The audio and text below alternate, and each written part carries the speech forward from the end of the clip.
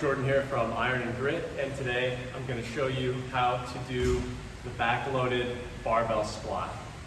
This is a complex compound movement, and it's difficult to execute, especially if you're just beginning. It can feel very strange, it can feel very foreign when you have this loaded on your back and you're trying to sit down in a chair that doesn't exist, but I'm going to walk you through it today, and by the end of it you should know how to execute the squat and do it safely and properly. So, to set up, you need a squat rack, ideally one with safety bars. I'm going to go fairly light and be very careful and do very low volume since I'm teaching you, so I don't have any safety bars here today. I just need to watch my footing and hopefully everything goes according to plan. So, to begin, where to put the bar prior to your setup. You want to have it about to where your armpits are. So if I were to hang my arms over like this, I can stand up straight and just have it to be under my armpits. So that's going to be a good starting point for us. So as I'm preparing to load the bar onto my back, I want my feet, I'll step back so you can see me, my heels are going to be just outside of shoulder width, and my toes are going to point out about 30 degrees. So this is 0 degrees, pointing straight at you, my toes straight at you, all my feet just like that, about 30 degrees out. That's usually a good starting point for most people. So I'm going to step up, my toes are out 30 degrees, heels are just outside of my shoulders, and what I'm going to do is squat down and get ready to load the bar. So the next part, the shoulder. What do we want to do for the shoulders? Now, imagine that this is an awkward angle. Somebody is taking their hand and they're going to put it right between your shoulder blades. Right between your shoulder blades, you want to pinch that hand with your shoulder blades.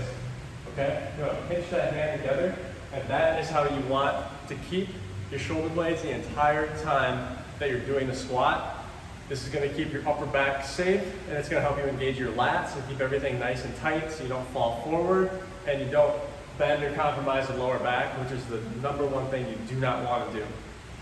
The next thing you want to do is build inter-abdominal pressure by flexing your abdominal muscles all the way through. You're going to breathe in really deep, take big gulps of air before each set, and flex everything nice and tight and keep it nice and straight. So, but we'll get to that in a second.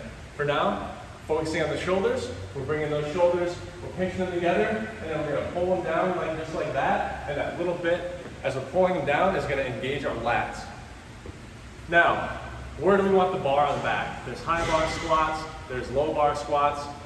I prefer, if you're a taller guy, you have a longer spine, usually you're going to want to do a low bar squat, and I just find it to be more comfortable. I'm able to load my glutes, I'm able to load my hamstrings, and I'm able to even feel it more in my thighs, even if I have it loaded lower on my back. If you put a high bar squat, that's going to be more of it's going to be easier to target and engage your quads. Although I think it adds more shearing to the knees, I don't think the high bar squat is as safe because it's just higher on your spine, which means it could make your back a little more flimsy. Especially as you get higher up in weight, and I think it adds more shearing to the knees, which isn't always a good thing. If you're a hardcore bodybuilder, it might make sense to do both high. Well, I think for anybody it makes sense to do both high and low bar squat. Hardcore bodybuilders do more of the high bar squat just because it gets that really nice definition here in the quad and really helps target that quad. But if you're going more for just health and general fitness, and to reduce your risk of injury, I think low bar squat is the best. So, I say that to say this, we're going to put the bar just on top of where our ridge is on our scapula, on our shoulder blade there. So we're going to pinch our shoulder blades together, pull them down as far as we can to engage the lats, and then we're going to set the bar right on top of that shelf, that nice shelf that we make across the back. So, I'm going to step under the bar.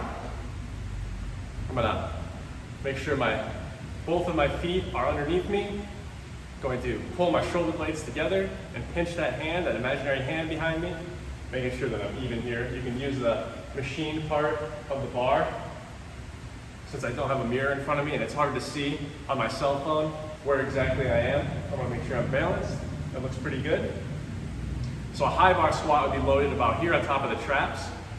Low bar squat, I'm just gonna shift it down until I can't go down any lower. And it's just resting right on top of my shoulder blades. Hands are just a comfortable space away. I'd say you want about 2 fists outside of your shoulder on either side, and that seems to be a pretty comfortable starting point. So I'm going to make sure my back is nice and tight, shoulder blades pulled together, pinching that hand. Now I'm pulling them back down to engage the lats.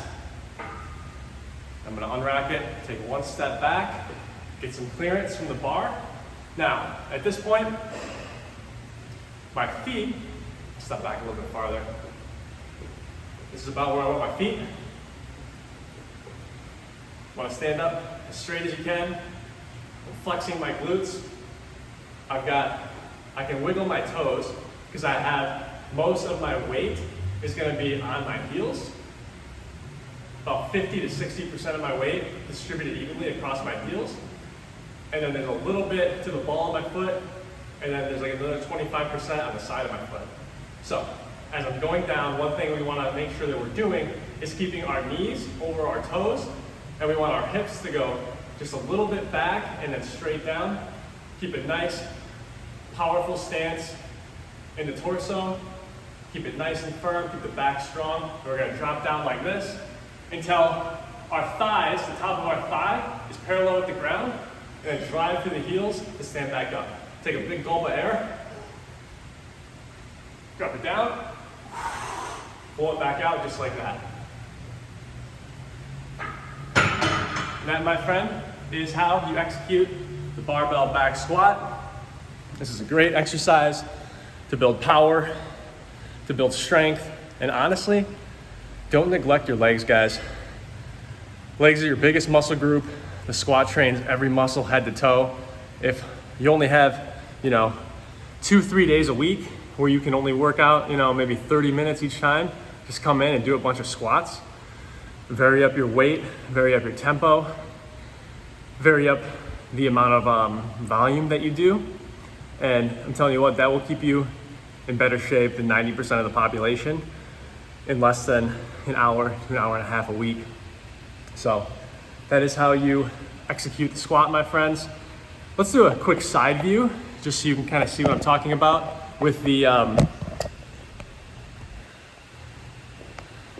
being parallel to the ground. Here, we'll go over here. Bear with me here for a second. There we go.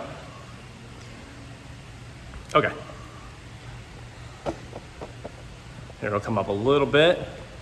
Boom, right there. That's what we want. Okay. So here we go. This is a nice side view for you. Going to make sure shoulders nice and tight. Pull back. Get under the bar. Unrack it. One step back. Flex the glutes, flex the thighs. Drop it low. Press it back up. You want the bar to be going straight up and down that whole time. Take it nice and easy. Put that bar back to the rack. And when you're re-racking it, you really want to drive that bar into the rack and then let it slide down into the hook. So that way you're making sure that you don't accidentally miss a hook, drop the bar, not a good look. So if you have any questions, guys, about the squat, let me know. Be happy to field any questions you got. Don't forget, hit the like button, subscribe, and leave me a comment if this was helpful, or if I left something out, or was not clear about something. Thanks for listening. Have a great day.